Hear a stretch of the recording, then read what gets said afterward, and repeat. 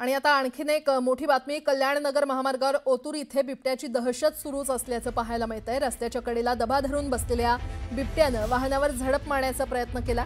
2 दिवसांपूर्वी इथेच बिबट्यानं दुचाकीवर झडप मारल्याने एक जण गंभीर जखमी झाला होता। तर बिबट्या दबा धरून बसत असूनही वनविभाग दुर्लक्ष करत असल्याचं समोर येतंय। चालत्या चारचाकी आणि दुचाकीवर बिबट्या झडप मारत असल्यानं परिसरात भीतीचं वातावरण पसरलंय।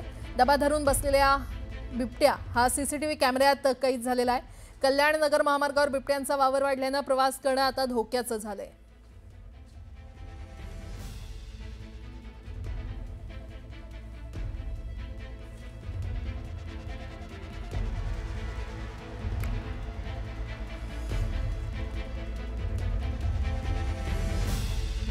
तर ही काही दृश्य सीसीटीव्ही कॅमेऱ्यामध्ये कैद झालेली आहेत। 2 दिवसांपूर्वी देखील बिबट्यानं एका बाईक स्वारावर हल्ला केला होता। कल्याणनगर मार्गावर बिबट्याची दहशत पाहायला मिळते आणि एकाच ठिकाणी 2 दिवसात या घटना घडलेल्या आहेत। 2 दिवसांपूर्वी एका बाईक स्वारावर या बिबट्यानं दबा धरून हल्ला केला। त्याच ठिकाणी दुसऱ्या 2 दिवसांनी पुन्हा एकदा बिबट्या दबा धरून बसला होता आणि हल्ला करण्याचा त्याने प्रयत्न केला।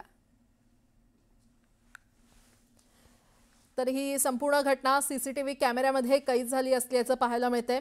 2 दिवसांपूर्वीची देखील घटना समोर आली आहे आणि दोन्ही दृश्य कॅमेऱ्यात कैद झाले आहेत। या संदर्भात अधिक माहिती देत आहेत आमचे प्रतिनिधी सचिन आपल्यासोबत जोडले गेलेले आहेत। सचिन, काय अपडेट?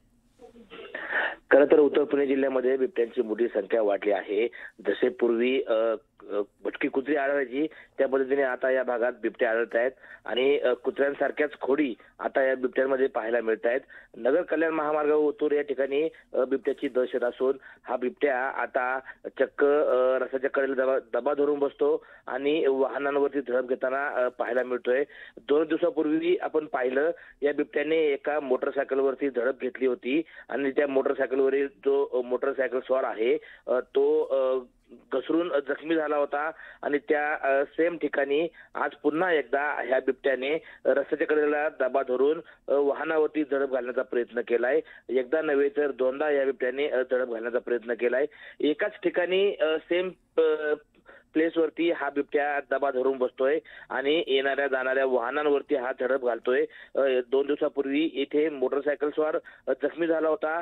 आज पुन्हा या बिबट्याने असा प्रयत्न केलाय आणि या बिबट्या जर असाच प्रयत्न करत राहिला तर एखाद्या मोटरसायकल स्वाराचा या बिबट्याच्या झडपेमध्ये घसरून मृत्यू होण्याची सुद्धा भीती या ठिकाणी व्यक्त होतीये। त्यामुळे वन विभाग इथे काही उपाययोजना करणार का की एखाद्याचा जीव गेल्यानंतरच वन विभागाला जाग येणार हे पाहावं लागणार आहे। स्टुडिओ सचिन, धन्यवाद या संपूर्ण माहितीसाठी।